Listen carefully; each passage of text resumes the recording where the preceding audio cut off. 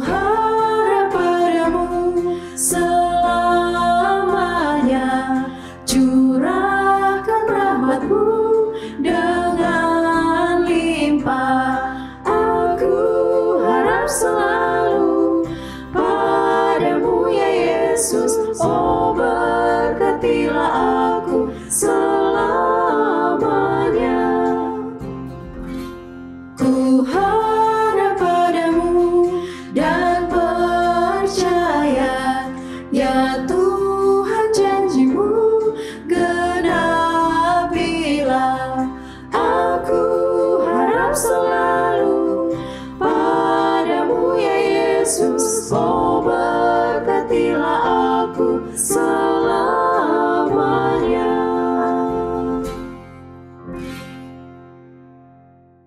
Mari kita berdoa. Bapa kami di dalam kerajaan sorga, Allah yang kami sembah siang dan malam, Allah pemilik alam semesta.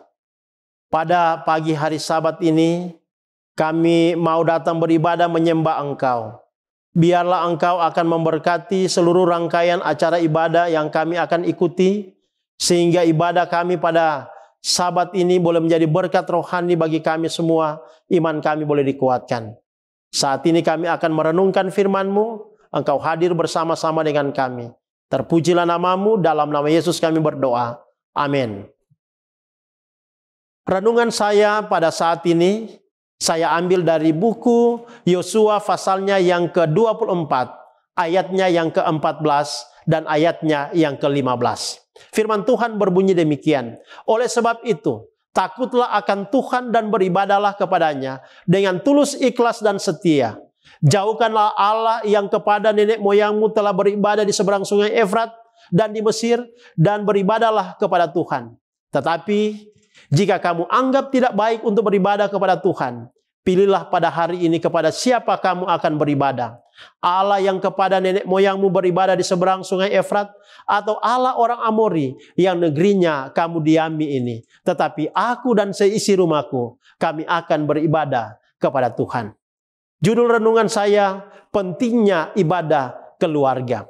Kalau kita membaca dalam Yosua pasalnya yang ke-24, ayat 14 dan 15, ada 7 kali kata ibadah ini muncul. Itu sebabnya penting bagi kita untuk ibadah kepada Tuhan. Absennya ibadah keluarga menyebabkan lemahnya keluarga menghadapi serangan terhadap moral dan spiritual keluarga. Keluarga yang tidak menyelenggarakan ibadah juga rentan terhadap pengaruh dunia yang menggerogoti kehidupan rohani. Sebaliknya, terpeliharanya ibadah keluarga menyebabkan tidak putusnya generasi yang beriman serta mengasihi Tuhan. Ibadah keluarga ini sangat penting dalam kehidupan kita. Kebiasaan melakukan ibadah keluarga membawa dampak positif yang besar dalam kehidupan keluarga Kristen. Apa pentingnya ibadah keluarga? Pertama, ibadah keluarga membuat hidup kita diarahkan kepada Tuhan setiap hari. Keluarga kita mempunyai waktu khusus buat Tuhan. Dengan demikian hidup kita relatif terlindung dari dosa dan perpecahan dalam keluarga. Yang kedua, ibadah keluarga membuat anggota keluarga diikat satu dengan yang lain di dalam Kristus. Bila ada perselisihan, ibadah keluarga mempercepat pemulihan. Kemudian suasana akan kembali harmonis dalam kehidupan keluarga atau rumah tangga yang ada. Dorongan untuk beribadah membuat masing-masing anggota keluarga merasa sungkan sehingga berpotensi mengurangi ketegangan.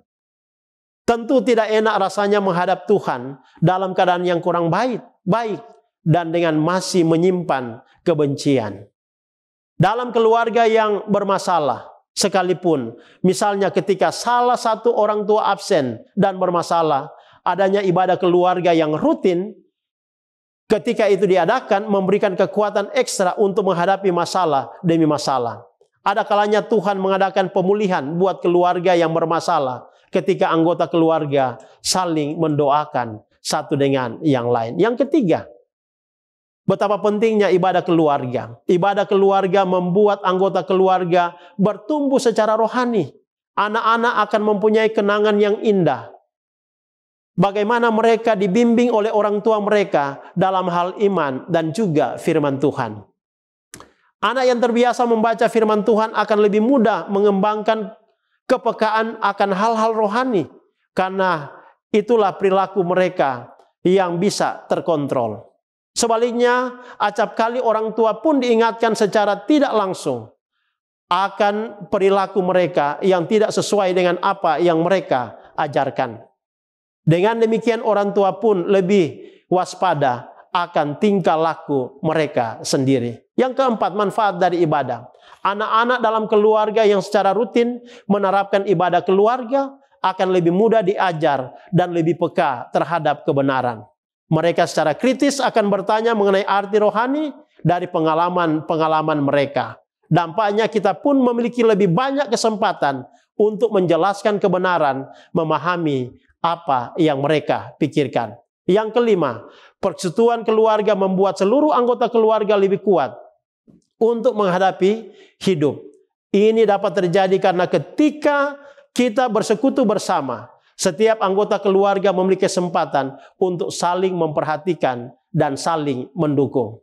Banyak keuntungan emosi maupun rohani dapat memperoleh pemenuhan ketika kita memiliki kesempatan berkumpul, sehingga ketika krisis melanda, anggota keluarga memiliki kekuatan untuk dapat bertahan. Inilah yang kita dapat lihat bagaimana pentingnya ibadah keluarga itu. Ibadah keluarga menciptakan suasana keluarga yang saling mengasihi. Kemudian ini dapat memberikan upaya agar bentuk ibadah itu akan semakin lebih baik lagi. Dan ibadah keluarga membawa kehidupan rohani anggota keluarga itu semakin dekat dengan Tuhan. Itu sebabnya ibadah keluarga adalah sangat penting bagi kita. Kesimpulan, ibadah keluarga akan membuat hidup rohani kita semakin baik. Ibadah keluarga dapat menolong anak-anak memiliki kehidupan rohani dan moral yang baik. Dan ibadah keluarga membuat hubungan suami istri akan selalu bahagia dan mencapai kebahagiaan baik di dunia ini sampai di dalam kerajaan sorga. Biarlah renungan pada pagi ini boleh menjadi berkat rohani bagi kita semua. Amin.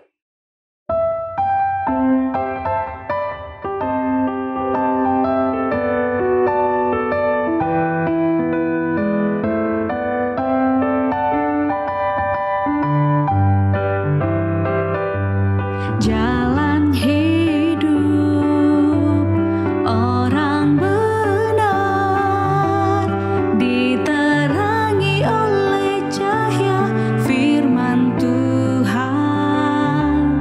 Jalan hidup orang benar semakin terang hingga rembang tengah hari.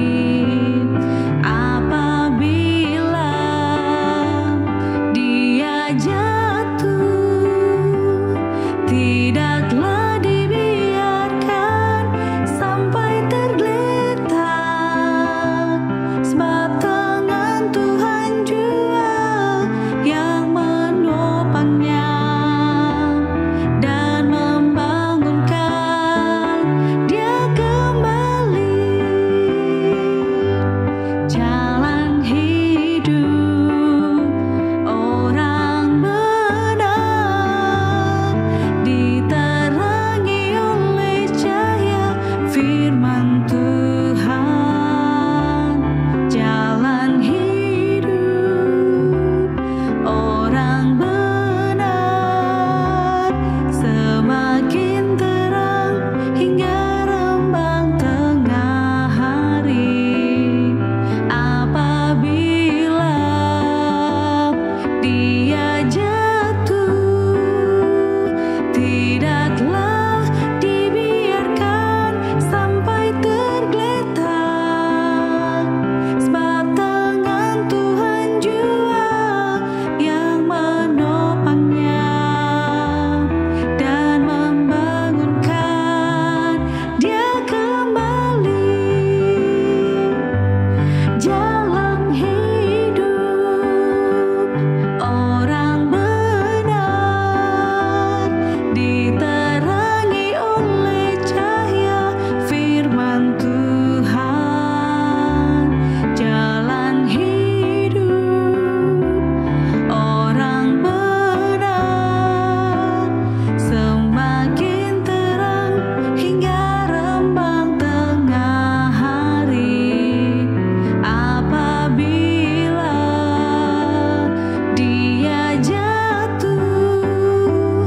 tidaklah dibiarkan sampai tergeletak.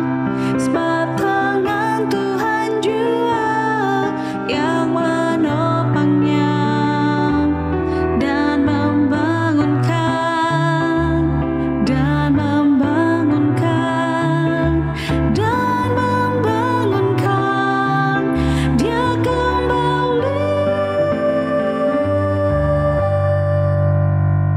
Shalom, berjumpa lagi dalam program pendalaman Alkitab melalui pelajaran Sekolah Sahabat bersama dengan kami Cornelius Media.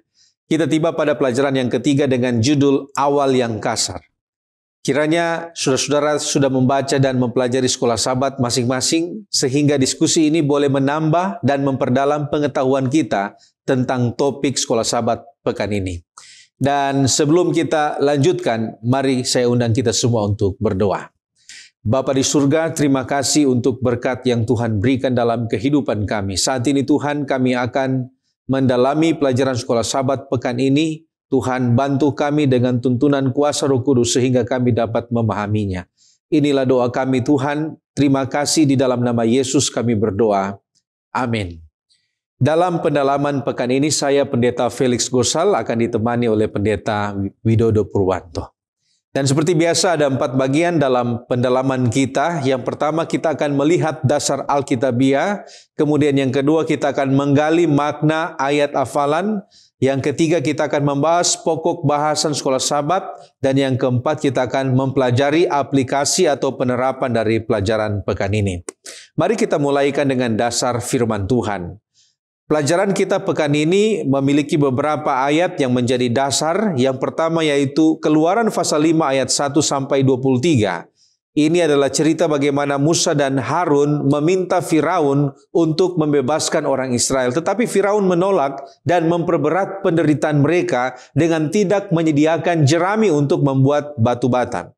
Karena itu bangsa Israel menyalahkan Musa dan Harun dan Musa pun mengeluh kepada Tuhan. Kemudian dasar yang kedua adalah Wahyu pasal 11 ayat 8. Ini adalah nubuatan tentang 2 saksi Tuhan yang dibunuh dan mayat mereka diletakkan di atas jalan raya kota besar. Ini adalah nubuatan tentang revolusi Prancis yang mempromosikan semangat anti agama, di mana 2 saksi yang dimaksudkan di sini adalah Perjanjian Lama dan Perjanjian Baru yang diinspirasi oleh kuasa Roh Kudus. Kemudian dasar yang ketiga adalah Keluaran pasal 6 ayat 1 sampai 13. Di sini Tuhan menegaskan kepada Musa bahwa ia akan memaksa Firaun melepaskan Israel sesuai dengan perjanjiannya dengan para leluhur atau nenek moyang mereka. Tetapi orang Israel tidak mendengarkan karena penderitaan mereka dan Tuhan tetap menyuruh Musa dan Harun menghadapi Firaun. Dasar yang keempat, Mazmur pasal 73 ayat 23 sampai 26. Di sini pemazmur menyatakan keyakinannya bahwa Allah selalu menyertainya dan membimbingnya bahkan di saat dia lemah. Ia mengakui bahwa kekuatan dan keinginannya yang sejati hanya ada pada Allah karena segala sesuatu di dunia bisa gagal atau hilang, tetapi Allah tetap menjadi bagian dan penopang hidupnya untuk selamanya. Dasar yang kelima 2 Korintus pasal 6 ayat 16. Di sini Paulus mengingatkan bahwa orang percaya adalah bait Roh Kudus yang harus hidup terpisah dari penyembahan berhala serta cara hidup dunia karena Allah ingin tinggal di tengah umatnya. Dan dasar yang keenam adalah Keluaran pasal 6 ayat 28 sampai pasal 7 ayat 7. Di sini Tuhan memerintahkan Musa untuk berbicara kepada Firaun, tetapi karena Musa tidak pandai bicara, maka Harun ditunjuk sebagai juru bicaranya. Tuhan menegaskan bahwa ia akan mengeraskan hati Firaun dan membebaskan Israel melalui mujizat-mujizat. Musa dan Harun pun bersiap untuk melaksanakannya. Nah, mari kita lihat pengertian judul kita untuk pelajaran Sekolah Sahabat pekan ini, Awal yang Kasar. Nah, di dalam konteks pelajaran Sekolah Sahabat kita minggu ini, apa yang dimaksudkan atau digambarkan dengan kasar? Apa latar belakang tentang terjadinya kasar dan apa akhir dari kekasaran? Nah, saudara, siapa atau apa yang digambarkan dengan kasar dalam konteks pelajaran Sekolah Sahabat kita? Nah, di dalam konteks pelajaran sekolah sahabat pekan ini, yang dimaksud dengan kasar bukanlah sifat seseorang, tetapi situasi atau pengalaman awal yang sulit dan penuh tantangan, khususnya situasi yang dialami oleh bangsa Israel dan juga Musa ketika memulai proses eksodus atau pembebasan dari Mesir. Nah, apa latar belakang sampai terjadinya kasar ini? Nah, setelah Musa dan Harun meminta Firaun untuk membiarkan bangsa Israel pergi dan beribadah kepada Allah, Firaun tidak hanya menolak, tetapi juga memperberat beban kerja mereka. Dan akibatnya, penderitaan bangsa Israel ini pun bertambah dan mereka mulai menyalahkan Musa dan Harun. Bahkan Musa sendiri meragukan panggilannya dan bertanya kepada Tuhan, "Mengapa engkau memperlakukan umatmu seperti ini?" Dan apa akhir dari kekasaran ini? Nah, saudaraku, meski awalnya penuh dengan kesulitan, tetapi akhir dari kekasaran ini adalah pembebasan bangsa Israel melalui tanda-tanda ajaib dan juga tulah-tulah yang dikirimkan oleh Tuhan lewat penghakiman. Musa dan Harun tetap dipakai Tuhan dan mereka taat melaksanakan tugas yang diberikan meskipun mereka mengalami penolakan dan kesulitan yang berat di awal. Nah, di sini Tuhan menunjukkan bahwa Ia tetap setia dan berkuasa meskipun jalannya tidak selalu mudah atau sesuai dengan ekspektasi manusia. Nah, kemudian mari kita lihat mengapa Tuhan mengizinkan kekasaran ini terjadi. Nah, saudaraku, Tuhan mengizinkan kesulitan atau awal yang kasar ini terjadi karena beberapa alasan yang penting. Yang pertama, itu adalah untuk menguji iman dan karakter. Di dalam Testimonies for the Church volume 1 halaman 187, Renubuat mengatakan, Tuhan memimpin umatnya langkah demi langkah. Dia membawa mereka ke berbagai titik yang diperhitungkan untuk mewujudkan apa yang ada di dalam hati. Beberapa bertahan di satu titik, tetapi jatuh di titik berikutnya. Pada setiap langkah maju, hati diuji dan dicobai sedikit demi sedikit. Jadi ini adalah proses bagaimana Tuhan mau melatih dan memperkuat karakter mereka.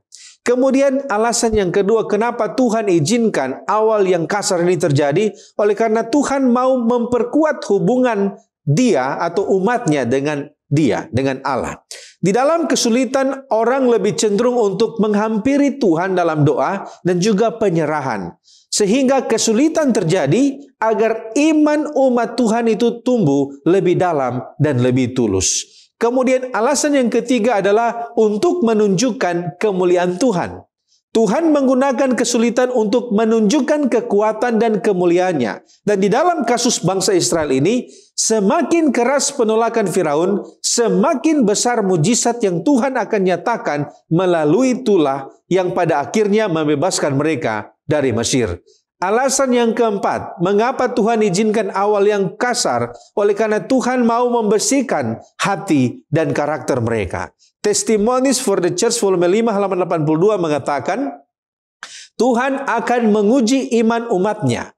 Ia akan membawa mereka ke posisi di mana mereka tidak dapat membuat rencana untuk mereka sendiri. Dengan cara ini, Dia membawa mereka ke tempat di mana karakter mereka akan diuji dan dikembangkan. Kemudian alasan yang kelima, agar rencana Tuhan lebih besar digenapi. Di dalam kasus bangsa Israel, penderitaan mereka ini adalah awal dari pembebasan yang besar dan pembentukan bangsa pilihannya. The Ministry of Healing halaman 474 mengatakan, Tuhan mengetahui akhir dan awal. Dalam pemeliharaannya, terkadang rencana dan jalan yang tampaknya hancur justru merupakan bagian dari rencana agungnya yang bekerja untuk kebaikan bagi mereka yang mengasihinya. Ayat hafalan atau ayat inti kita terdapat dalam Keluaran 5 ayat 1 dan 2. Kemudian Musa dan Harun pergi menghadap Firaun lalu berkata kepadanya, Beginilah firman Tuhan Allah Israel. Biarkanlah umatku pergi untuk mengadakan perayaan bagiku di padang gurun. Tetapi Firaun berkata, siapakah Tuhan itu yang harus kudengar firman-Nya untuk membiarkan orang Israel pergi? Tidak kenal aku Tuhan itu, dan tidak juga aku akan membiarkan orang Israel pergi. Apa sesungguhnya kisah atau perikop dalam Keluaran pasal 5? Keluaran 5 merupakan suatu bagian penting awal dari kisah pembebasan bangsa Israel dari perbudakan di Mesir, di mana Musa dan Harun mulai menjalankan misi Allah dengan menemui Firaun di istananya, dan terjadilah di sana konfrontasi. Jadi setelah Tuhan memanggil Musa melalui semak yang menyala, dalam Keluaran 3 dan 4, Musa dan Harun kembali ke Mesir untuk menyampaikan pesan Tuhan kepada Firaun untuk melepaskan bangsa Israel mengadakan perayaan bagi Tuhan. Namun Firaun merespon dengan menanyakan siapa Tuhan dan menolak permohonan untuk membiarkan bangsa Israel pergi mempersembahkan korban kepada Tuhan. Ayat 1-3. Kemudian di ayat 4-15, alih-alih membiarkan bangsa Israel pergi, Firaun justru memperberat dan semakin menindas bangsa Israel dalam perbudakan di Mesir. Ayat 15-21, dalam keadaan seperti ini, para pemimpin Israel menghadap Firaun dan mengeluh tentang keadaan mereka, namun tidak diindahkan oleh Firaun. Mereka kemudian bertemu dengan Musa dan Harun dan mulai menuduh bahwa Musa dan Harun telah membusukkan nama mereka di hadapan Firaun, sehingga keadaan semakin menjadi sulit dan berat bagi mereka. Mereka menuduh Musa dan Harun telah memberikan pisau kepada Firaun dan hamba-hambanya untuk membunuh orang Israel. Ayat 22 dan 23, Musa menghadap Tuhan dengan keluhan dan kekecewaan. Nah, apa pengertian dalam nats? Siapa atau apa yang dimaksud dengan umatku? Di ayat yang pertama, dalam memperkenalkan dirinya kepada Firaun, Musa mengatakan, beginilah firman Tuhan Allah Israel. Dengan demikian, umatku di sini merujuk pada orang atau bangsa Israel yang saat itu diperbudak di Mesir. Telah dijelaskan kepada Musa sebelumnya di Keluaran 3 ayat 10, siapa umatku ini. Jadi sekarang pergilah, aku mengutus engkau kepada Firaun untuk membawa umatku orang Israel keluar dari Mesir. Nah, apa arti dan jenis perayaan bagiku atau bagi Tuhan? Tidak dijelaskan secara spesifik jenis perayaan apa yang dimaksud, namun John Walton dalam Zondervan Illustrated Bible Backgrounds Commentary Old Testament volume 1 halaman 179 menjelaskan bahwa kata Ibrani untuk perayaan, feast atau festival di sini adalah hak yang merujuk pada upacara keagamaan atau kegiatan penyembahan khusus kepada Tuhan dengan mempersembahkan korban. Itulah sebabnya ayat 3 katakan, izinkanlah kiranya kami pergi ke padang gurun 3 hari perjalanan jauhnya untuk mempersembahkan korban kepada Tuhan Allah kami. Hal ini tentu mengingatkan tentang kisah Abraham yang diperintahkan Allah untuk mempersembahkan putranya Ishak di gunung Tuhan atau Moria dalam Kejadian pasal 22. Sekarang mengapa Firaun sepertinya tidak kenal Tuhan sehingga berkata, siapakah Tuhan itu? Tentang hal ini, Seventh-day Adventist Bible Commentary volume 1 halaman 519 memberikan komentar bahwa Firaun memang tidak mengetahui nama Tuhan orang Israel atau sengaja berpura-pura tidak tahu. Para komentator Alkitab lain menekankan bahwa pernyataan Firaun, siapakah Tuhan itu, lebih bersifat sarkastik atau sindiran, bukan hanya menolak untuk mengenal dan mengakui Tuhan Israel, tapi juga untuk merendahkan Tuhan Israel. Nah, sekarang mengapa Firaun pada akhirnya berkata, tidak juga aku akan membiarkan orang Israel pergi? Nahum M. Sarna dalam Exodus, The JPS Torah Komentari halaman 27 mengatakan bahwa dalam doktrin dan kepercayaan Mesir, Firaun adalah penjelmaan dewa. Status ilahi ini berarti bahwa kekuasaannya tidak terbatas, kehendaknya adalah hukum yang tidak dapat diganggu-gugat, dan ucapan-ucapannya memiliki kekuatan ilahi. Firaun menganggap dirinya lebih tinggi dan lebih berkuasa dari Allah Yahweh. Seventh-day Adventist Bible Commentary volume 1 halaman 519 menjelaskan beberapa hal tentang mengapa Firaun akhirnya berkata, tidak juga aku akan membiarkan orang Israel pergi. Yang pertama, Firaun merasa dirinya lebih tinggi dari Allah yang asing itu baginya. Yang kedua, Firaun berpikir bahwa sudah sejak lama ayah dan kakeknya menindas orang Israel dan selama itu Allah tidak campur tangan menolong, mengapa ia harus bersusah untuk menuruti firman Allah itu? Yang ketiga, dalam pikiran Firaun, Allah tidak sanggup menolong dan melepaskan umatnya Israel. Inilah beberapa alasan sampai pada akhirnya Firaun berkata, tidak juga aku akan membiarkan orang Israel pergi. kita tiba pada pokok pembahasan mengenai siapakah Tuhan itu. Nah, saudaraku, di dalam konteks pelajaran sekolah Sabat, siapa yang bertanya siapakah Tuhan itu dan mengapa bertanya seperti itu? Nah, saudaraku, yang bertanya siapakah Tuhan itu adalah Firaun, raja Mesir pada masa ketika Musa diutus oleh Tuhan untuk membebaskan bangsa Israel dari perbudakan. Nah, mengapa Firaun ini bertanya seperti itu? Saudara, Firaun sebenarnya tidak bertanya karena dia ingin tahu dan mencari kebenaran. Tetapi kata-kata ini bukanlah sesuatu pernyataan atau pertanyaan yang jujur, tetapi sebuah tantangan dan penghinaan terhadap Allah. Firaun melihat dirinya sebagai dewa dan juga penguasa tertinggi dan tidak perlu tunduk kepada siapapun, termaksud kepada Tuhan Israel. Ia menunjukkan sikap tidak mengakui otoritas Tuhan Israel atas dirinya atau atas Mesir. Nah, sehubungan dengan ini, Seventh-day Adventist Bible Commentary volume 1 halaman 519 memberikan komentar seperti begini. Apapun alasannya, ia atau Firaun merasa dirinya lebih unggul daripada Allah asing manapun. Bukankah ayah dan kakeknya telah menindas orang Israel tanpa campur tangan Allah mereka?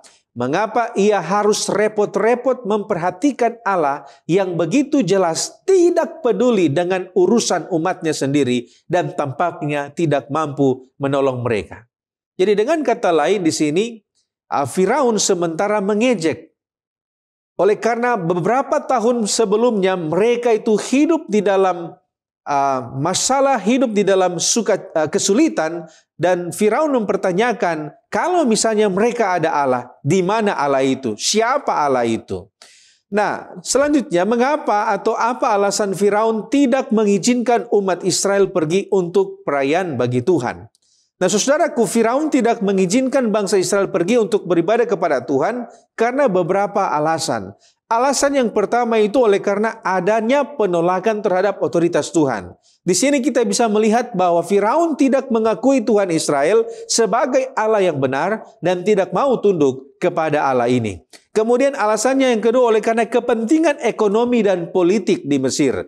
Bangsa Israel ini adalah tenaga kerja murah dan penting untuk pembangunan kota-kota dan proyek-proyek besar di Mesir. Oleh karena itu, membiarkan bangsa ini pergi akan mengurangi produktivitas dan mengganggu kekuasaan Firaun pada saat itu. Alasan yang ketiga, Firaun tidak mengizinkan oleh karena adanya kebencian dan ketidaksombongan.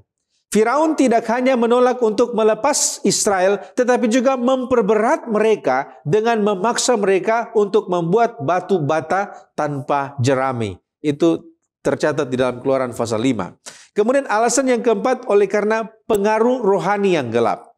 Firaun di sini digambarkan sebagai simbol dari kekuatan anti Tuhan. Di sini Firaun ini adalah simbol dari sistem yang menolak Allah dan melawan rencananya. Sehubungan dengan jawaban Firaun atau pertanyaan Firaun, siapakah Tuhan itu? Ellen G. White di dalam The Great Controversy halaman 269 mengatakan seperti begini.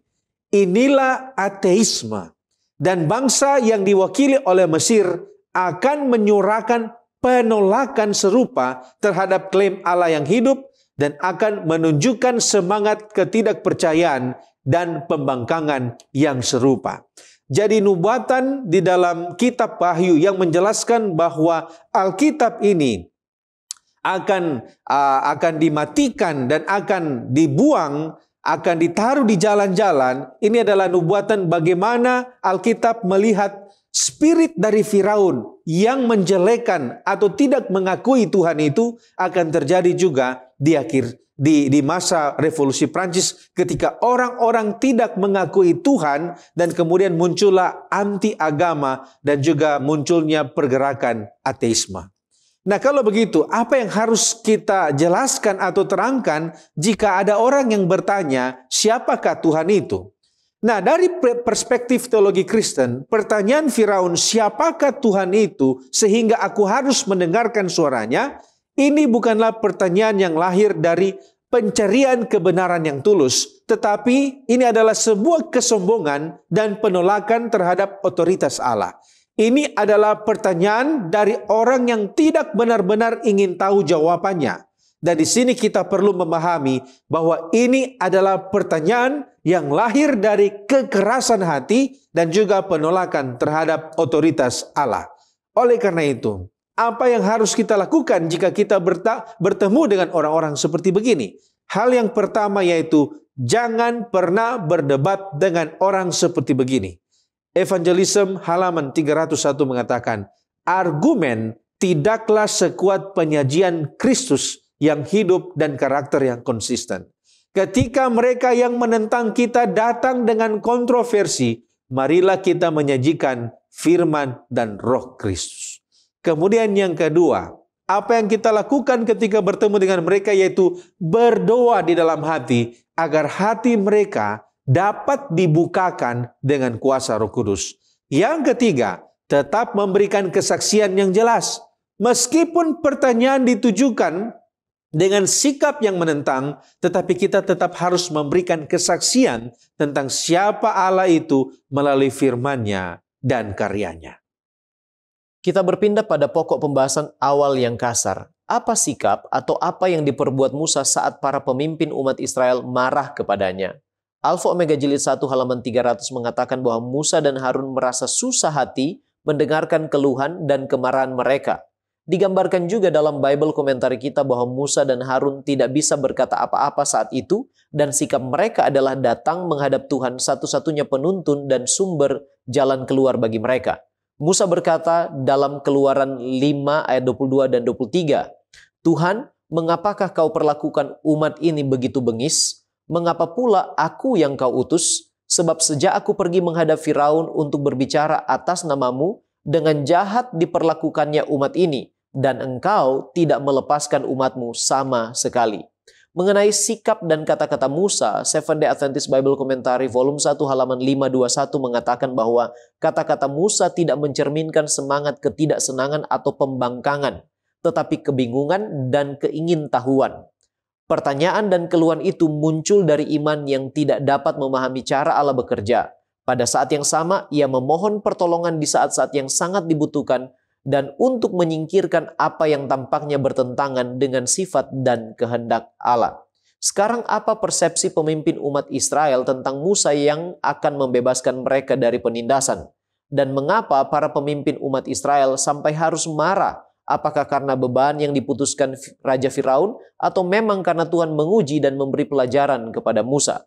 Persepsi awal para pemimpin Israel tentang Musa yang akan membebaskan mereka adalah mereka percaya apa yang disampaikan Musa dan Harun mengenai rencana Allah bagi pembebasan mereka dari perbudakan di Mesir. Hal ini tercermin dalam Keluaran 4 ayat 31. Lalu percayalah bangsa itu, dan ketika mereka mendengar bahwa Tuhan telah mengindahkan orang Israel dan telah melihat kesengsaraan mereka, maka berlututlah mereka dan sujud menyembah. Harapan mereka sangat tinggi bahwa Tuhan telah mendengarkan teriakan minta tolong mereka dan akan segera membebaskan mereka. Nah, kemarahan mereka terhadap Musa dan Harun ialah bahwa setelah Musa dan Harun menghadap Firaun, Firaun justru mengambil tindakan untuk memperberat kerja orang Israel sebagai budak dan semakin menindas mereka sehingga penderitaan mereka semakin hebat. Andrews Bible Commentary halaman 205 katakan bahwa para pemuka Israel menyalahkan Musa dan Harun akan apa yang telah menimpa mereka. Mereka berpikir bahwa semua yang terjadi kepada mereka ialah akibat Musa dan Harun telah membusukkan nama mereka di hadapan Firaun.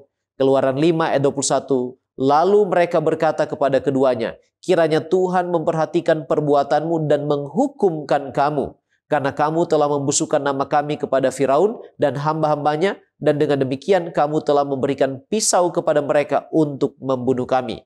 Nah, sebenarnya ada maksud Allah di balik peristiwa itu, yaitu untuk menguji dan memberikan sebuah pelajaran kepada Musa. Mengenai hal ini, Andrews Bible Commentary halaman 205 menggambarkan dua hal. Yang pertama, Allah ingin memberikan gambaran tentang apa yang akan Musa hadapi di depan, yaitu pola persungutan yang sama dan pemberontakan dari orang Israel, khususnya para pemuka mereka. Yang kedua, Musa tidak menyadari bahwa apa yang dia sedang hadapi akan mempersiapkannya bagi pertunjukan kekuatan Allah yang lebih besar. Artinya Allah sedang menguji imannya. kita tiba pada pokok diskusi mengenai aku yang ilahi. Nah, apa sikap Allah atau apa yang Allah lakukan saat Musa mengeluh karena perlakuan umat Israel dan Raja Firaun? Nah, mari kita lihat sedikit latar belakang kenapa sampai Musa mengeluh. Nah, Musa mengalami ujian yang sangat berat setelah menghadapi Firaun atas perintah Tuhan. Alih-alih membebaskan bangsa Israel, Firaun justru memperberat beban kerja mereka dengan tidak menyediakan jerami untuk membuat batu bata. Dan di sini umat Israel menyalahkan Musa dan Harun atas penderitaan mereka, dan Musa pun mengeluh kepada Tuhan di dalam Keluaran pasal 5 ayat 22 sampai 23. Musa katakan begini, Tuhan, mengapakah kau perlakukan umat ini begitu bengis?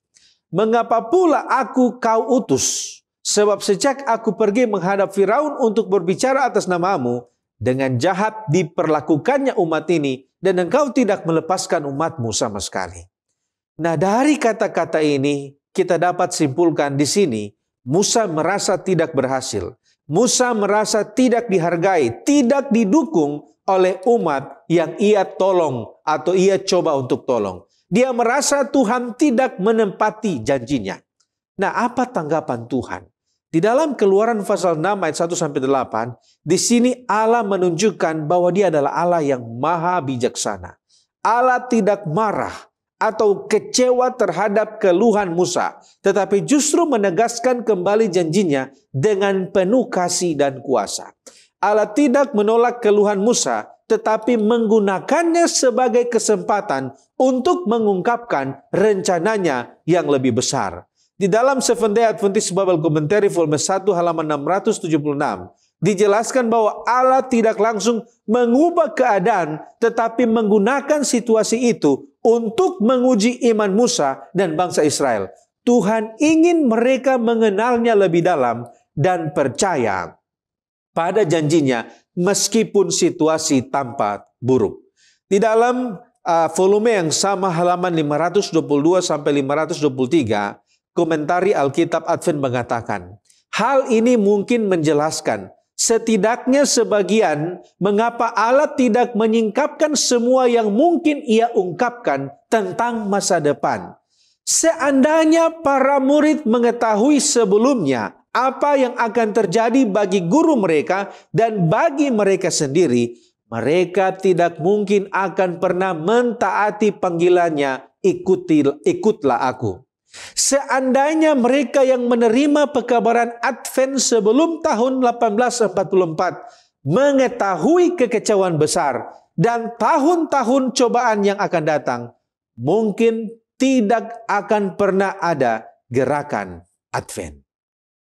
Nah, kalau begitu, apa pengertian aku yang ilahi dalam konteks pelajaran sekolah sahabat kita hari Selasa?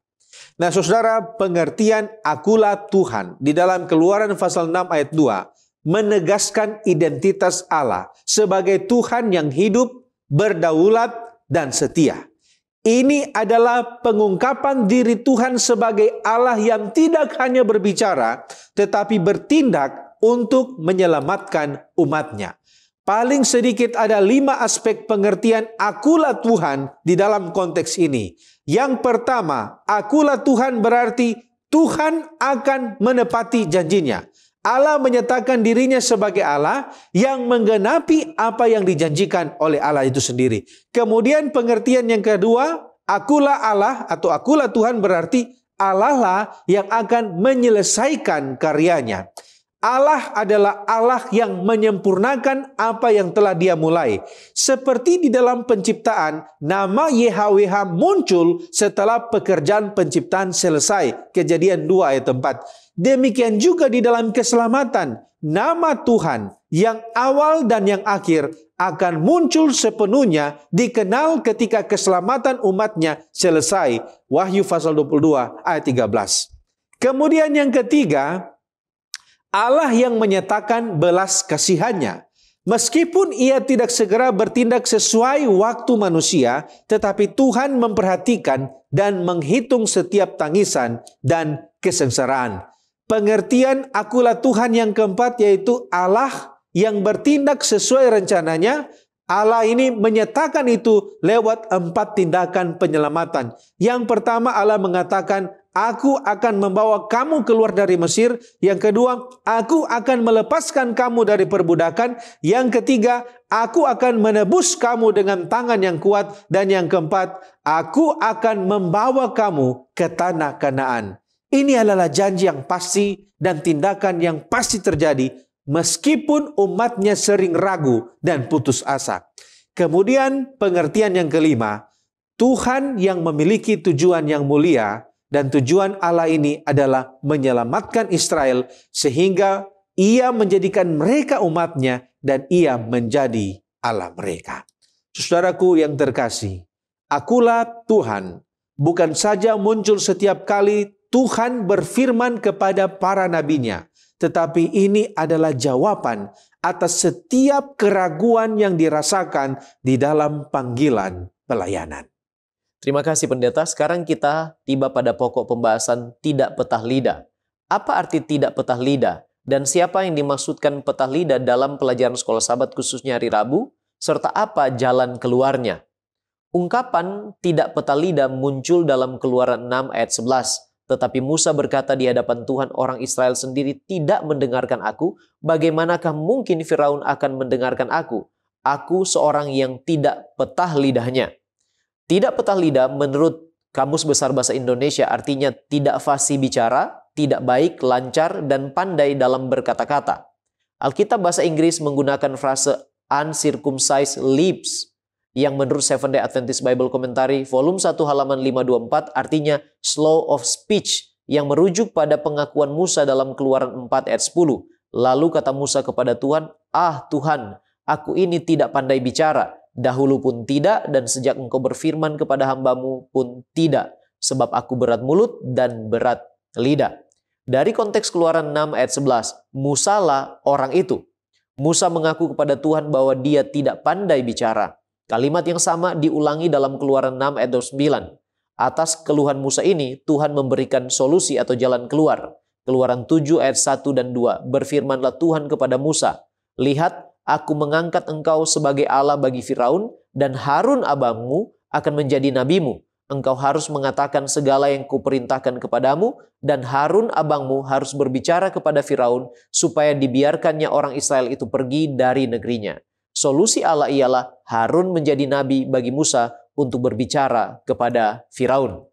Nah, mengapa orang Israel merasa putus asa dan tidak mendengarkan Musa, bahkan tidak mendengarkan Tuhan sekalipun? Menurut Keluaran 6 ayat 8, mereka putus asa dan tidak mau mendengar karena perbudakan yang berat yang sedang mereka jalani. Lebih lanjut lagi, Seventh-day Adventist Bible Commentary volume 1 halaman 524 menjelaskan bahwa mereka, bangsa Israel, mengharapkan pembebasan yang cepat atau segera, namun keadaan mereka justru semakin tertindas karena campur tangan Musa yang tidak mendapat sambutan dari Firaun. Mereka terlalu putus asa untuk terhibur bahkan oleh janji-janji kemurahan dan jaminan yang diberikan Musa kepada mereka. Mereka tidak mau lagi menaruh kepercayaan mereka kepada orang yang mereka anggap telah menipu mereka, orang yang jelas-jelas hanya seorang pemimpi, bahkan lebih buruk lagi. Penderitaan jiwa telah menghancurkan semangat mereka, dan perbudakan yang kejam telah melemahkan tubuh mereka dari hari ke hari, sehingga mereka tidak memiliki waktu dan kemauan untuk mendengarkan. Pena Inspirasi Alfa Omega Jilid 1 halaman 303 katakan, orang-orang Israel itu telah mengharapkan akan memperoleh kebebasan tanpa melalui ujian iman ataupun kesukaran serta penderitaan. Tetapi mereka belum bersedia untuk kelepasan itu. Mereka mempunyai iman yang kecil pada Allah dan tidak mau dengan sabar menahan penderitaan sampai kepada saat bila mana Allah melihat sudah sepatutnya diadakan suatu tindakan bagi mereka. Kita lanjut kepada pokok diskusi mengenai seperti Allah bagi Firaun. Nah, apa pengertian dalam Keluaran pasal 7 ayat 1, Tuhan akan mengangkat Musa sebagai Allah bagi Firaun. Nah, saudara, kata Allah di sini bukan berarti bahwa Musa adalah ilahi atau Tuhan. Kata ini digunakan dalam arti perwakilan atau otoritas. Musa di sini diangkat oleh Tuhan sebagai wakilnya yang penuh kuasa dan otoritas dalam pertemuan dengan Firaun. Musa bukanlah Allah menurut kodratnya, tetapi dijadikan Allah dalam tugas dan peran sebagai utusan Tuhan. Ini adalah bukti kerendahan hati Allah yang mau menggunakan manusia sebagai perantara dalam menyampaikan kehendaknya. Sehubungan dengan ini, Seventh-day Adventist Bible Commentary volume 1 halaman 527 mengatakan, keberatan terakhir Musa dalam pasal 6 ayat 12 kemudian ayat 30 telah disingkirkan oleh Allah. Musa enggan menghadapi Firaun untuk kedua kalinya yang jauh lebih tinggi kedudukannya di dunia. Tetapi Allah mengangkatnya Allah mengingatkannya bahwa sebagai wakil Allah langit dan bumi, ia lebih tinggi daripada Firaun. Kekuasaan Firaun hanyalah manusia. Kekuasaannya bersifat ilahi. Ia harus menjadi seorang Allah bagi Firaun dengan otoritas dan kuasa untuk memerintahkan ketaatan. Nah, kalau begitu, menurut pelajaran sekolah Sabat, apa arti Allah sebagai Yahweh dan mengapa Musa tidak percaya kepada Allah ketika diperintahkan ketemu Firaun? Nah, saudara, sekali lagi Tuhan memperkenalkan dirinya kepada Musa sebagai Yahweh, yang berarti bahwa Dia adalah Tuhan yang pribadi dan dekat dengan umatnya. Nah, di sini Tuhan ingin mengingatkan Musa bahwa Tuhan adalah YHWH yang memiliki hubungan perjanjian dengan bangsa ini. Nama Yahweh atau YHWH menunjukkan sifat Allah yang tidak hanya berkuasa, tetapi juga hadir secara pribadi dalam hidup umatnya dan setia pada janji-janjinya. Nah, kalau begitu, kenapa Musa merasa tidak percaya kepada Allah ketika diperintahkan bertemu Firaun? Saudara, alasan Musa ketika dia merasa tidak percaya karena dia merasa tidak percaya diri dan dia merasa ragu bahwa Firaun akan mendengarkannya. Dan hal ini kita bisa lihat bagaimana Musa menyatakan ketidakmampuan dirinya sendiri dalam berbicara dengan baik. Dia menggunakan istilah aral sepatayim atau bibir yang tidak disunat, yang mengindikasikan bahwa dia tidak memiliki kemampuan berbicara yang fasih dan efektif. Itu juga dia kemukakan di dalam pasal 4 ayat 10 ketika dia katakan, saya lambat untuk berbicara.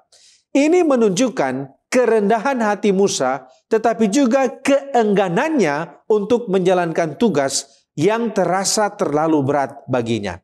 The Signs of the Times 25 Januari 1891 mengatakan, Musa berusaha menghindari panggilan Allah karena merasa tidak pandai berbicara.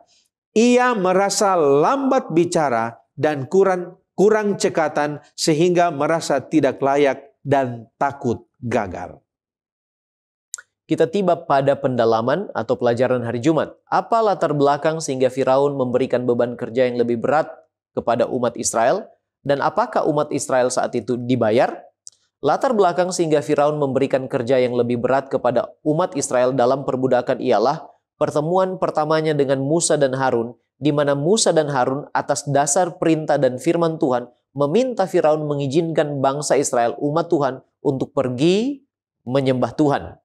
Alfa Omega Jilid 1 halaman 299 katakan bahwa raja dengan diliputi kemarahan menyangka bahwa orang-orang Israel bermaksud memberontak dan mau membebaskan diri dari perhambaan.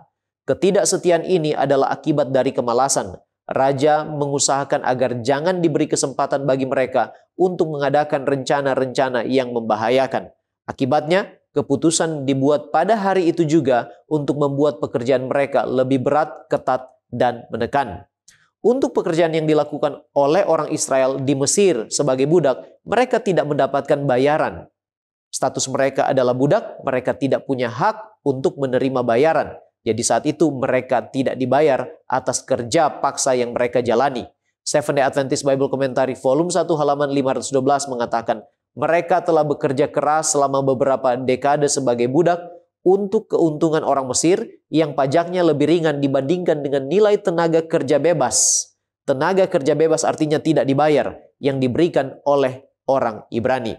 Sekarang mengapa umat Israel tidak lari saja dari tanggung jawab atau memberontak? Yang pertama, ada pengawas yang ditempatkan untuk mengawasi orang Israel pada saat menjalankan kerja paksa, Keluaran 1 ayat 11. Hal ini tentu sifatnya adalah kekuatan militer yang digunakan agar mereka tidak melarikan diri atau merencanakan pemberontakan. Para pengawas ini menjalankan tugas pengawasan dan juga preventif atau pencegahan dengan menggunakan kekerasan dan penyiksaan. Contoh apa yang digambarkan dalam Keluaran pasal 2 ayat 11. Pada waktu itu ketika Musa telah dewasa, ia keluar mendapatkan saudara-saudaranya untuk melihat kerja paksa mereka.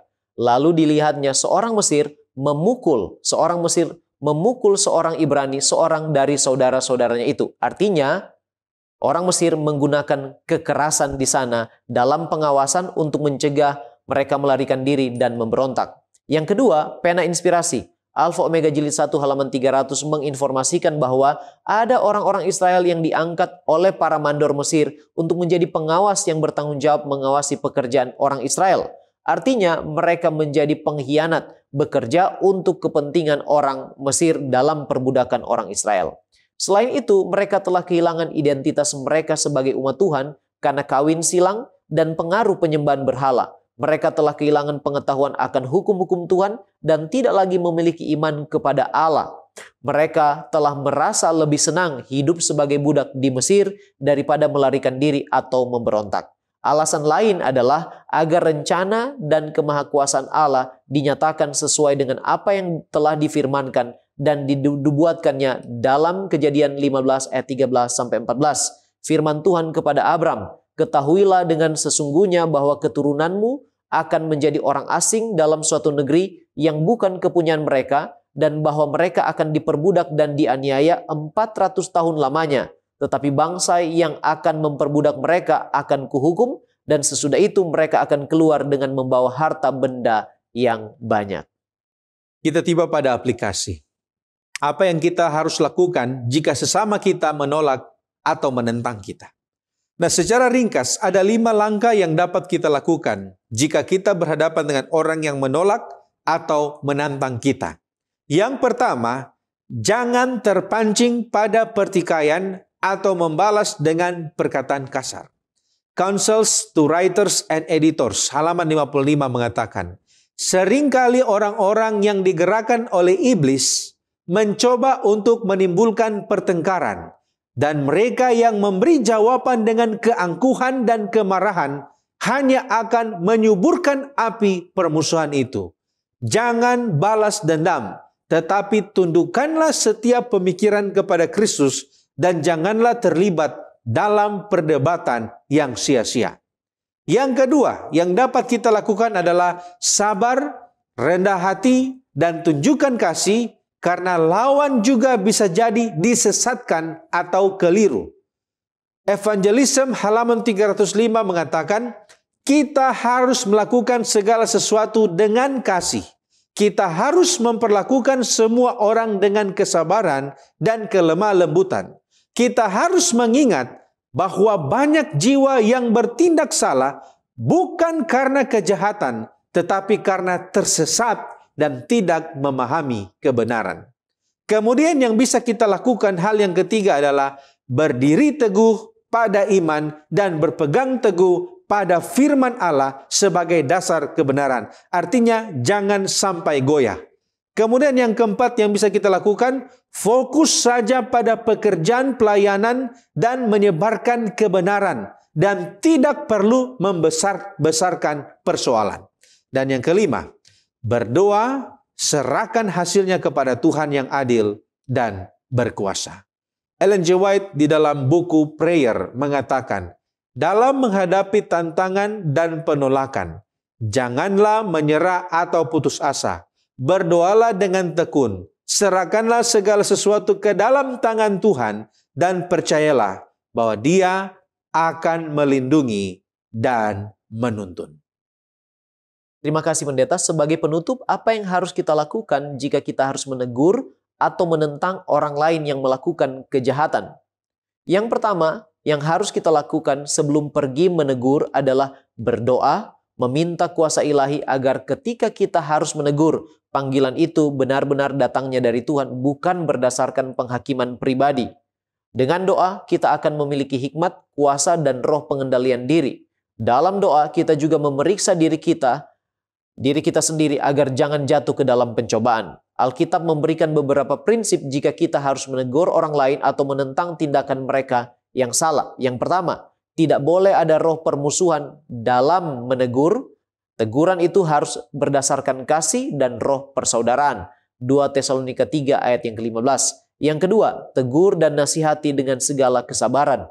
2 Timotius 4 ayat 2. Yang ketiga, tujuan kita menegur haruslah menuntun pada kebenaran dan kesehatan iman. Titus 1 ayat 13. Dan yang keempat, menegur haruslah dengan lemah lembut. Galatia 6 ayat yang pertama. Thoughts from the Mount of Blessing halaman 55-58 mengatakan, ketika kita berhadapan dengan musuh-musuh Kristus, kita tidak boleh mengatakan apapun dengan semangat pembalasan atau yang bahkan terkesan mencerca. Orang yang berdiri sebagai juru bicara Allah tidak boleh mengucapkan kata-kata yang bahkan keagungan surga pun tidak akan menggunakannya ketika berhadapan dengan iblis. Kita harus menyerahkan kepada Allah pekerjaan menghakimi dan juga menghukum. Mari kita tunduk kepala dan berdoa.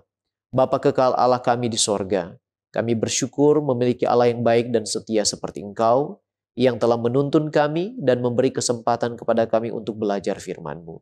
Tuhan, kiranya kuasa Roh Kudus-Mu menerangi pikiran kami, supaya apa yang kami pelajari kami dapat mengerti, dan sanggupkan kami untuk boleh mempraktekkan apa yang kami pelajari dalam kehidupan kerohanian kami. Tuhan, berkatilah kami semua. Ampunilah kami dari dosa dan pelanggaran kami. Kami persembahkan doa ini dalam nama Yesus, Juru Selamat kami. Amin.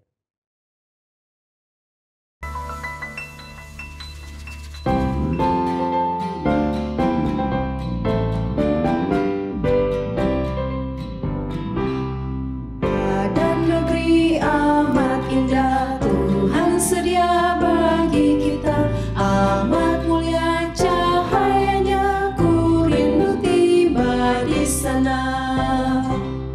Negeri suci, negeri indah, ku rindu masuk ke sana dan memandang laut kaca, rumah elok bagi kita di dunia baru yang kekal, kita akan tetap tinggal bersama Juru Selamatku yang akan pegang tanganku, menuntun aku berjalan ke negeri kemuliaan. Negeri suci, negeri indah, ku rindu masuk ke sana dan memandang laut kaca, rumah elok bagi kita di dunia baru yang kekal, kita akan tetap tinggal. Udaranya harum segar, bunga elok kekal mekar, nyanyi burung tak terputus, sungai hidup mengalir terus.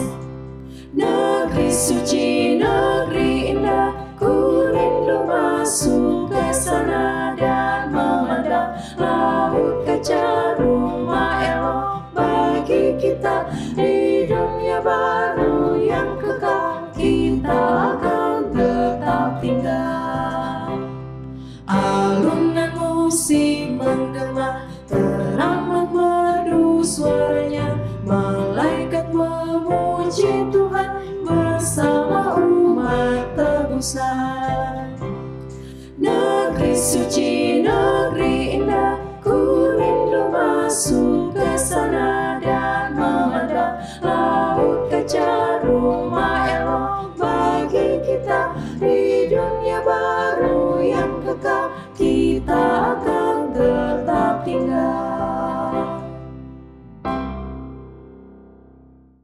Mari kita berdoa.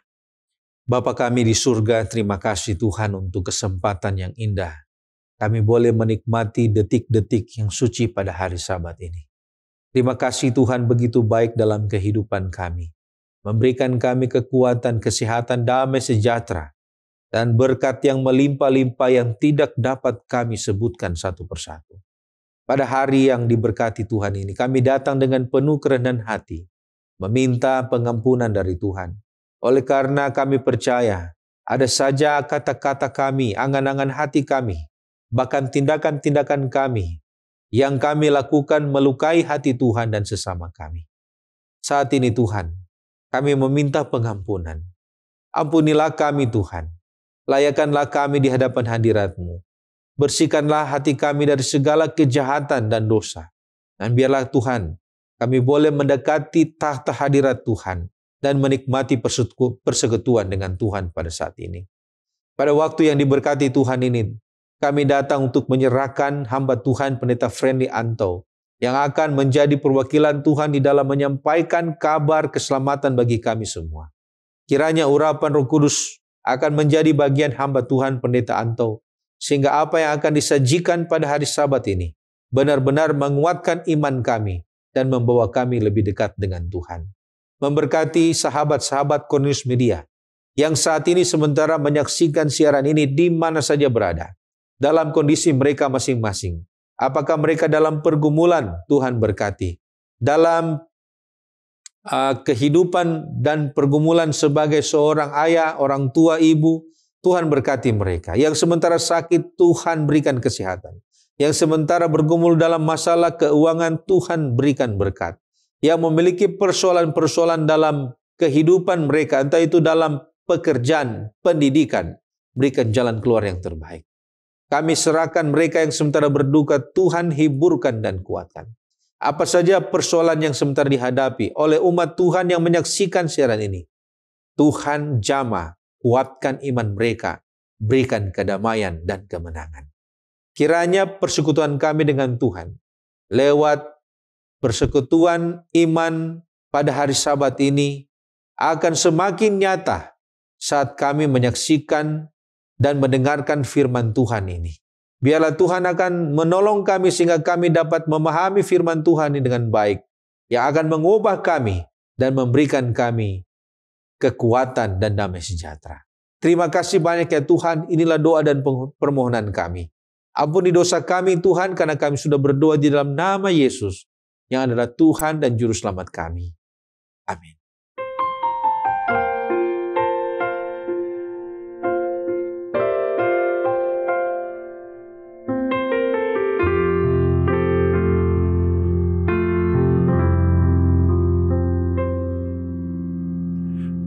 Rindukan kediaman-Mu, bawaku lebih dekat selalu di hati-Mu. Ku percaya penuh padamu, inilah hidupku.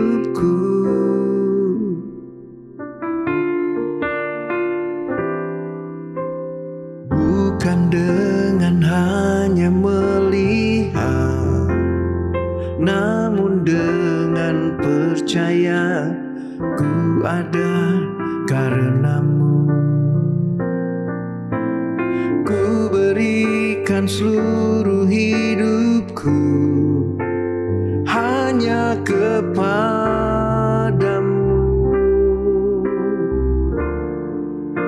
Ini aku Tuhan, bejana kasih-Mu, ajarku setia, seturut kehendak-Mu. Ini aku Tuhan, bentuklah hidupku, ajarku mengenal seluruh rencana-Mu di dalam hidupku.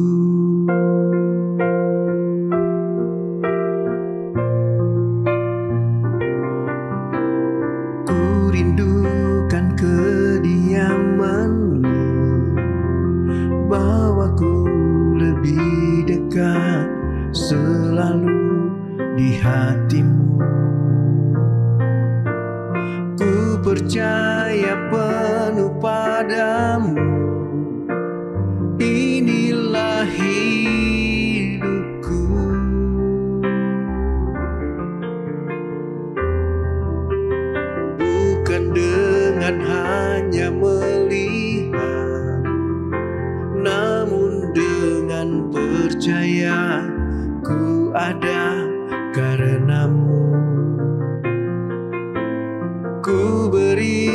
seluruh hidupku hanya kepadamu.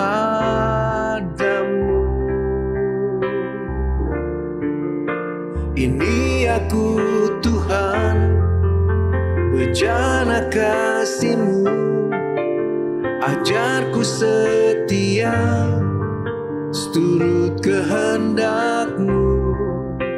Ini aku Tuhan, bentuklah hidupku, ajarku mengenal seluruh rencana-Mu di dalam hidupku. Oh, ini aku Tuhan, bejana kasih-Mu, ajarku setia, seturut kehendak-Mu. Ini aku Tuhan, bentuklah hidupku, ajarku mengenal seluruh rencana-Mu di dalam hidupku. Ajarku mengenal seluruh rencana-Mu di dalam hidupku.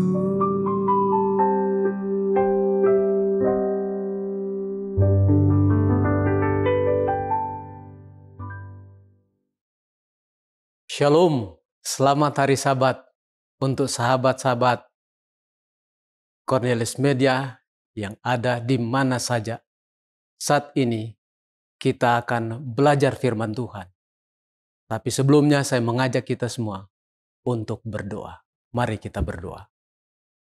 Ya Tuhan Bapa di sorga, puji syukur limpah terima kasih di sahabat ini. Kami mau belajar firman-Mu.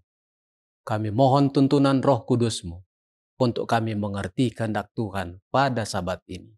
Di dalam nama Tuhan Yesus kami sudah berdoa. Amin. Saudaraku yang terkasih di dalam Yesus Kristus, hari ini adalah hari yang penuh sukacita. Kenapa? Karena saya mengambil tema hari ini adalah sukacita. Ayat yang menjadi dasar pelajaran kita pada hari ini adalah Galatia 5 ayat yang ke-22. Alkitab mencatat, tetapi buah roh ialah kasih, sukacita, damai sejahtera, kesabaran, kemurahan, kebaikan, kesetiaan. Saya mengambil hal yang kedua, yaitu sukacita. Sukacita. Pelajaran yang besar kita di dalam hidup harus ditandai dengan kegembiraan. Jika saudara dan saya memiliki Roh Kudus di dalam diri kita, maka salah satu karakteristik yang pasti akan Anda tunjukkan adalah sukacita. Sama seperti kasih, sukacita harus menjadi pusat kehidupan Kristen. Kita diajarkan hal ini berulang kali di dalam Alkitab. Bahkan Rasul Paulus di dalam 1 Tesalonika pasal 5 ayat 16, dia berkata, bersukacitalah senantiasa. Di dalam Filipi 4 ayat 4, ketika Rasul Paulus juga, sementara di dalam penjara, dia menulis kata-kata ini. Bersukacitalah senantiasa di dalam Tuhan. Sekali lagi kukatakan, bersukacitalah. Ada banyak komentator Alkitab yang menyatakan bahwa kata atau perintah untuk bersukacita muncul sekitar 72 kali dalam Perjanjian Baru. 72 kali kita orang Kristen diperintahkan untuk bersukacita. Sukacita harus menjadi salah satu karakteristik kita yang akan menentukan. Rasul Paulus juga di dalam Roma 14 ayat 17. Dalam bagian ini Rasul Paulus membahas tentang lemah dan kuat, tentang makan daging, tentang merayakan hari-hari tertentu sebagai hari yang istimewa dan sebagainya. Dalam semua ini Rasul Paulus mendesak mereka untuk bertindak dalam kasih satu sama lain.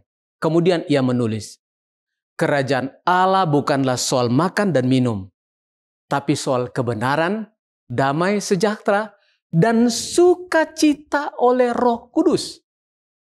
Kerajaan Allah adalah tentang sukacita.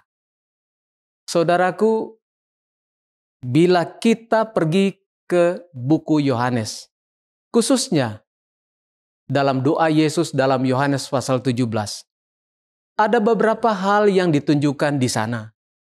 Paling kurang ada 6 hal yang dinyatakan di dalam Yohanes 17 di dalam doa Yesus. Dalam ayat 13 di sana menunjukkan sukacita, di dalam ayat 14 sampai 16 di sana menunjukkan kekudusan, di dalam ayat 17 tentang kebenaran, ayat 18 tentang misi, ayat 21 sampai 23 tentang kesatuan, dan ayat 26 adalah kasih. Yang menarik di sini adalah karakteristik yang pertama kali disebutkan oleh Yesus adalah sukacita. Banyak dari kita tidak akan menyebutkannya lagi, apalagi menempatkannya pada urutan pertama. Kita akan menunjukkan pada kasih atau kekudusan atau doktrin yang benar. Namun saudara-saudara kasih, seperti yang dicatat di dalam ayat yang ke-13, tetapi sekarang aku datang kepadamu, dan aku mengatakan semuanya ini sementara aku masih ada di dalam dunia, supaya penuhlah sukacitaku di dalam mereka. Kebanyakan dari kita tidak menganggap sukacita sebagai suatu karakteristik utama gereja. Mungkin menunjukkan betapa kecilnya perhatian kita terhadap sukacita ini. Seberapa jauh kita telah menyimpang dari semangat gereja mula-mula. Gereja mula-mula adalah suatu perkumpulan yang penuh dengan sukacita. Sukacita harus menjadi salah satu ciri khas kita. Namun pertanyaannya, apakah kita bersukacita? Apakah kita menaati perintah-perintah ini? Apakah kita memperlihatkan ciri-ciri kehidupan surgawi sebagaimana seharusnya? Yaitu umat yang bersukacita. Mungkin kita akan menganggap bahwa sukacita sebagai suatu yang seharusnya menjadi ciri gereja yang ideal. Dan itu harus menjadi ciri gereja pada saat ini. Kita tidak berkumpul bersama di sekitar tahta kasih karunia, di mana saudara dan saya akan menyanyikan untuk kemuliaan Allah. Tetapi itu akan menuntun kita kepada suatu cara yang terbaik yang akan mempersiapkan kita kepada kerajaan yang kekal, adalah sukacita. Di sini sering terjadi pandangan yang masam, atau ada keluhan-keluhan, wajah yang masam, dan manifestasi lain dari kesengsaraan batin kita. Dan ini adalah suatu tuduhan yang cukup berat. Namun saya berpikir bahwa kita adalah orang Kristen tidak menunjukkan kegembiraan yang seharusnya. Oleh sebab itu pada hari ini, pada saat ini, saya ingin membantu untuk lebih memperlihatkan bahwa buah roh ini, sukacita ini harus menjadi bagian daripada umat-umat Tuhan. Apakah sukacita itu? Dari mana asalnya? Dan bagaimana kita dapat lebih memupuk di dalam kehidupan kita semua? Penting bagi kita untuk memahami dengan tepat apa itu. Dan tidak mencampur adukannya dengan kesenangan atau kebahagiaan duniawi. Sukacita dalam kata yang sederhana, sukacita adalah perasaan gembira dan bahagia yang mendalam. Sukacita tidak berasal dari hal-hal kecil seperti kebersamaan keluarga. Sukacita itu bisa berasal dari hal-hal kecil seperti kebersamaan keluarga, atau dari hal-hal yang lebih besar seperti pencapaian tujuan. Sukacita juga bisa diartikan sebagai keadaan hati yang tenang dan damai, bahkan di dalam situasi kondisi yang sulit sekalipun. Karena itu hal yang pertama yang harus kita pahami tentang sukacita yang merupakan buah roh tersebut adalah bahwa itu tidak bergantung pada keadaan duniawi. Sukacita adalah kebajikan yang dalam kehidupan Kristen berhubungan dengan kebahagiaan di dunia. Di permukaan, keduanya tampak saling terkait. Namun, kebahagiaan bergantung pada keadaan. Ketika keadaan yang menguntungkan disingkirkan, maka kebahagiaan itu pun akan ikut tersingkirkan. Jadi sukacita yang datang dari roh berkaitan dengan keadaan, tetapi tidak dengan keadaan duniawi. Hal tersebut terkait dengan fakta ini adalah bahwa saudara dan saya telah diberikan keselamatan di dalam Yesus Kristus.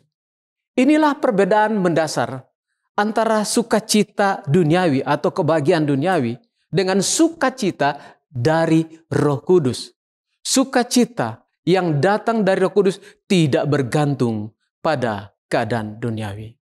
Sukacita didasarkan pada pengetahuan tentang siapa Tuhan dan apa yang telah dilakukan bagi saudara dan saya di dalam Kristus. Karena pengetahuan kita tentang tindakan Tuhan bagi kita sebagai pengikut Tuhan dapat bersukacita bahkan di tengah penderitaan fisik, pemenjaraan, atau malapetaka lainnya. Kita lihat contoh di dalam Kisah pasal 5 ayat 41. Kisah para Rasul 5 ayat 41. Para Rasul telah ditangkap dan dibawa ke Sanhedrin.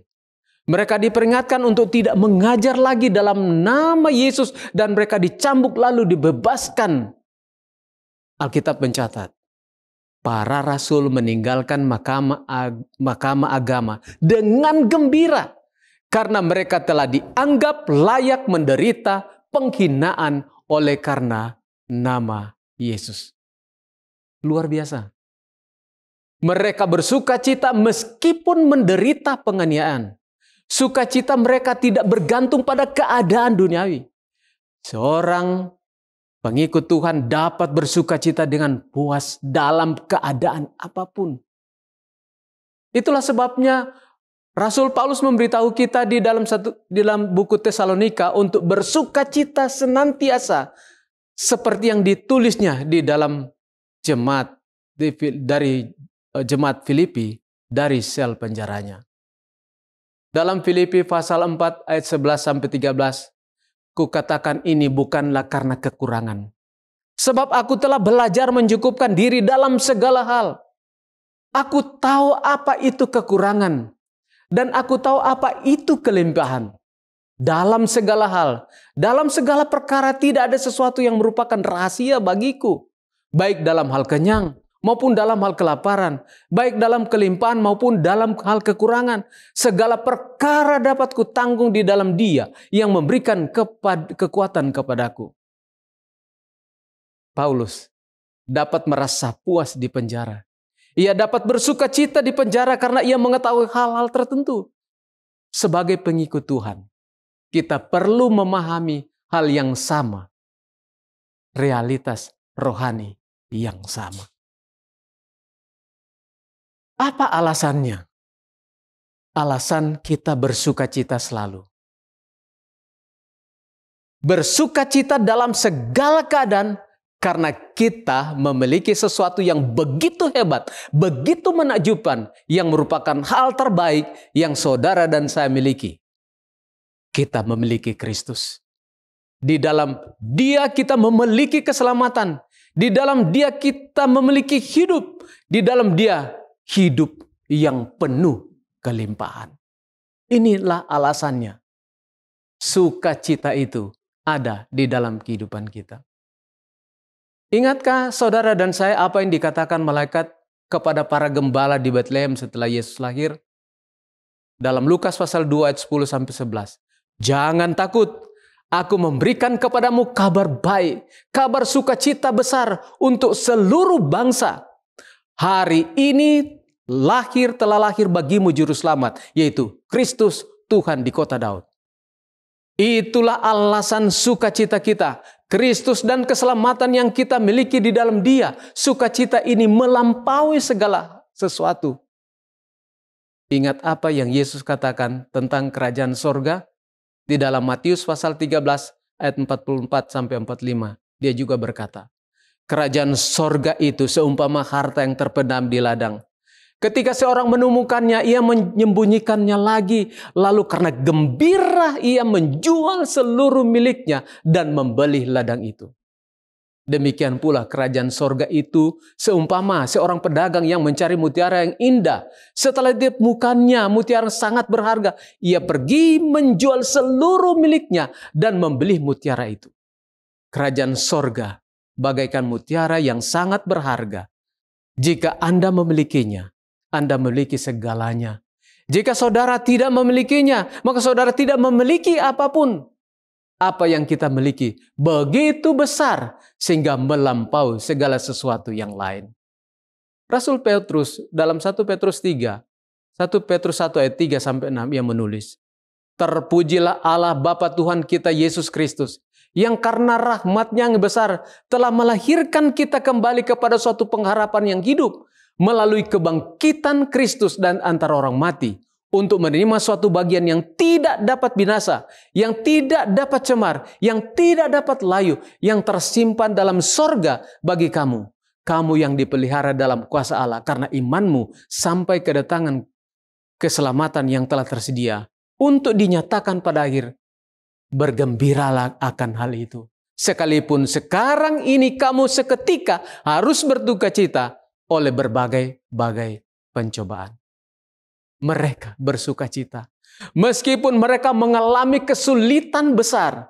Mereka bersuka cita karena mereka tahu bahwa mereka telah diselamatkan. Mereka tahu apa yang sedang Tuhan lakukan bagi mereka. Mari kita lihat beberapa ayat di dalam Perjanjian Baru yang akan membuat kita selalu bersuka cita. Walaupun ini hal-hal yang dapat membuat kita tidak akan pernah terlepas daripada sukacita yang Yesus telah nyatakan bagi saudara dan saya. Pertama, kita telah diadopsi menjadi keluarga daripada Allah. Dalam 1 Yohanes 3 ayat 1 kita membaca betapa besarnya kasih yang dikaruniakan Bapa kepada kita. Sehingga kita disebut anak-anak Allah. Dan memang kita adalah anak-anak Allah. Yesus tidak malu menyebut saudara dan saya sebagai saudara. Juga dalam Ibrani 2 ayat 11-12, kita adalah anak-anak raja. Kita adalah ahli waris bersama dengan Kristus. Seperti yang Paulus juga tuliskan di dalam Roma 8 ayat 17. Dan jika kita adalah anak, maka kita juga adalah ahli waris.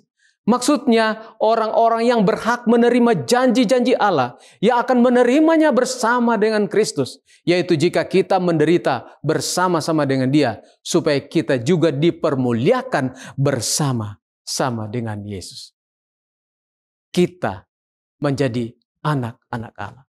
Yang kedua yang kita pikirkan adalah dosa-dosa kita telah diampuni. Semua dosa kita telah dihapuskan. Ketika Yesus menetapkan perjamuan, Ia mengambil cawan dan berkata di dalam Matius 26 ayat 27, minumlah hai kamu semua, inilah darahku, darah perjanjian yang ditumpahkan bagi banyak orang untuk pengampunan dosa. Pikirkanlah tentang pembenaran ini. Ini adalah istilah hukum yang mengacu pada kedudukan kita di hadapan Allah.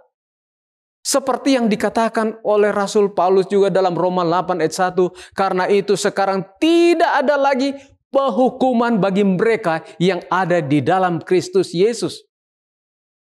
Siapa yang dapat menggugat kita?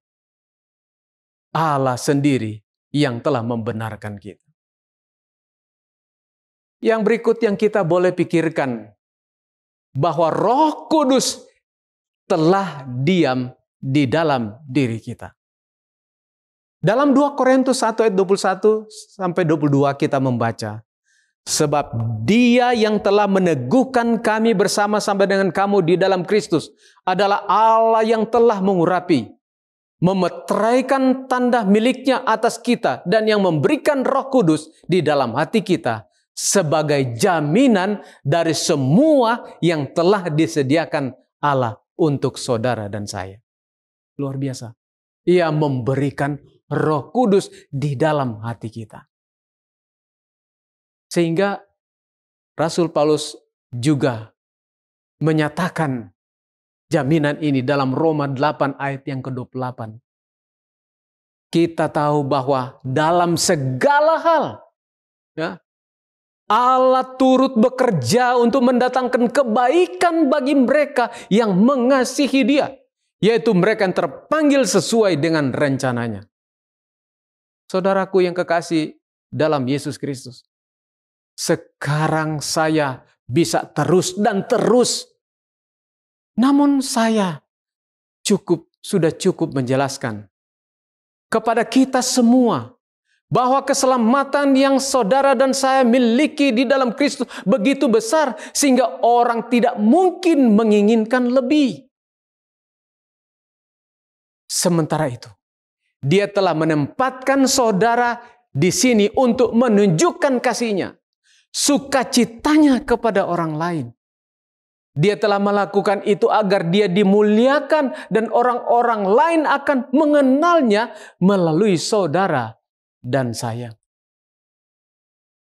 Pertanyaannya adalah, apa yang perlu kita lakukan untuk supaya kita dapat menumbuhkan sukacita yang diberikan oleh Roh? Pertama, yang boleh menjadi perhatian kita adalah fokus pada Kristus. Fokus kepada Kristus. Seringkali ada istilah fokus kepada Kristus. Tapi ada juga yang mengatakan kita fokus kepada krisis. Tapi saudara-saudara yang kekasih, bagi kita semua, untuk memperoleh sukacita di dalam kehidupan kita, untuk kepenuhan sukacita Roh yang datang dalam kehidupan kita, kita temukan dalam mengenal Tuhan dan bersukacita dalam keunggulan karakternya. Fokus kepada Tuhan dan bergembiralah di dalam keunggulan karakternya. Bergembiralah dalam apa yang telah Dia lakukan bagi saudara dan saya. Apa yang Dia lakukan bagi kita semua. Dia adalah sukacita kita. Kita membaca di dalam Mazmur 16 ayat 11. Di mana Daud berbicara tentang dibawa dekat kepada Allah. Ia menulis, di hadapanmu ada sukacita berlimpah. Di sebelah kananmu ada nikmat senantiasa. Tokoh reformator Martin Luther pernah menulis tentang sukacita yang datang dari Roh. Dia katakan demikian. Inilah suara mempelai laki-laki dan mempelai perempuan, yaitu renungan Kristus yang manis, nasihat yang sehat, nyanyian atau mazmur yang menyenangkan, pujian dan ucapan syukur yang dengannya orang-orang saleh saling mengajar, saling menggugah, saling menyegarkan. Dan kita memupuk sukacita dengan berfokus kepada Kristus. Hal yang berikut yang kita boleh buat agar supaya kita dapat menumbuhkan sukacita adalah merenungkan apa yang telah Kristus lakukan bagi kita. Salah satu caranya adalah merenungkan janji-janji Tuhan. Dalam Yohanes pasal 17 ayat 13, Yesus berdoa kepada Bapa dengan kata-kata ini. Aku datang kepadamu sekarang. Tetapi semuanya ini kukatakan selagi aku masih di dalam dunia. Supaya sukacitaku melimpah di dalam mereka. Sukacita Yesus. Dia mengatakan hal-hal tertentu supaya kita bersuka cita. Apa saja yang dikatakannya?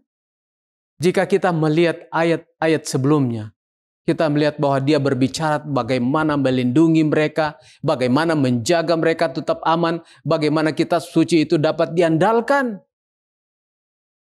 Ayat 11 dan 12. Bapa, lindungilah mereka dengan kuasa namamu, nama yang kau berikan kepadaku, agar mereka menjadi satu seperti kita adalah satu.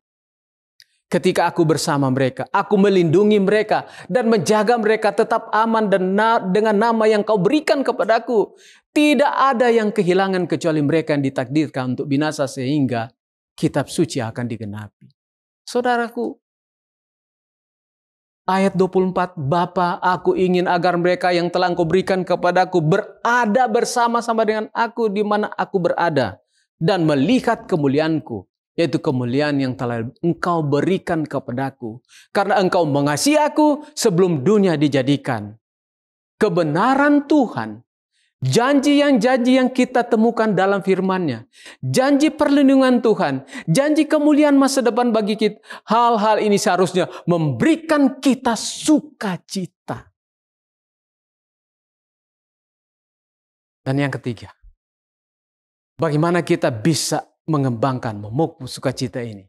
Dengan menyerahkan diri kita kepada Tuhan dan pekerjaannya. Sukacita sangat berhubungan dengan ketaatan. Yohanes 17:13, Yesus berdoa kepada Bapa dengan kata-kata ini. Aku datang kepadamu sekarang. Tetapi semuanya ini kukatakan selagi aku masih di dalam dunia. Supaya sukacitaku melimpah di dalam mereka. Panggilan Yesus untuk menyangkal diri dan mengikut Dia. Kita menyerahkan untuk berusaha menjalankan hidup kita sendiri. Atau seketika kita melepaskan apa yang tampaknya begitu berharga dan sangat penting bagi kita. Tapi saat itulah mungkin kita tiba-tiba menemukan sukacita sejati menjadi seorang pengikut Tuhan. Dan memasuki suatu kehidupan begitu bebas dari obsesi. Sehingga kita hampir tidak dapat memahami bagaimana hal itu dapat menguasai kehidupan kita. Oleh karena itu, orang Kristen yang bersuka cita menemukan kepuasan di dalam apapun yang Tuhan berikan kepada mereka dan benar-benar Dia puas. Mereka telah mengatakannya. Tidak kepada apapun yang dapat menghalangi mereka dari kekayaan berkat dan hadirat Tuhan sendiri dan telah bangkit menuju kehidupan baru. Saudaraku yang diberkati oleh Tuhan, ketika kita mendengarkan firman Tuhan, jadilah umat Tuhan yang selalu bersukacita di dalam segala hal. Yang dikehendaki oleh Tuhan bersukacita oleh karena apa yang dijanjikan oleh Tuhan. Oleh apa yang dilakukan oleh Tuhan. Oleh apa yang dinyatakan oleh firman Tuhan. Dan kita boleh bersukacita oleh karena keselamatan yang Tuhan nyatakan di dalam kehidupan kita. Tuhan kiranya memberkati kita, Tuhan kiranya menolong kita, dan apapun yang terjadi dalam kehidupan kita, mari kita terus bersukacita sampai Tuhan datang. Adalah doa dan harapan kami. Amin. Mari kita berdoa. Ya Tuhan Bapa di sorga, terpujilah namamu. Ada sukacita yang kami boleh rasakan oleh karena pertolongan-Mu. Ada sukacita kami rasakan oleh karena kasih karunia Tuhan begitu besar. Di mana Tuhan telah mengaruniakan keselamatan bagi kami. Di mana Tuhan telah mengampuni kami. Di mana Tuhan melakukannya untuk kebaikan kami. Sebab itu Bapa, biarlah kami dipenuhi dengan sukacita dari Roh Kudus-Mu. Dan dipenuhi oleh kehidupan Yesus dalam kehidupan kami. Kami berdoa, sahabat-sahabat Cornelius Media dimanapun berada, Tuhan berkati mereka dalam segala urusan, usaha, pekerjaan, tanggung jawab, kesehatan. Tuhan kiranya campur tangan.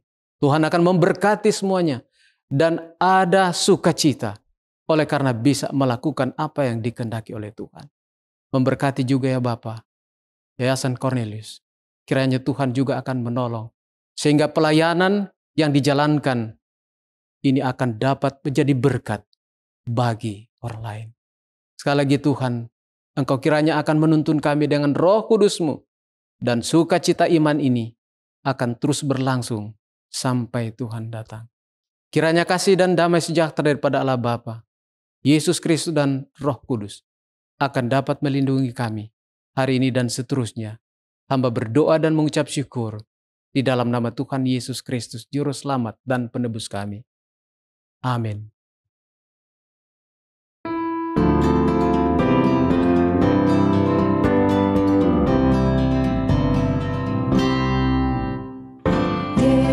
Yesus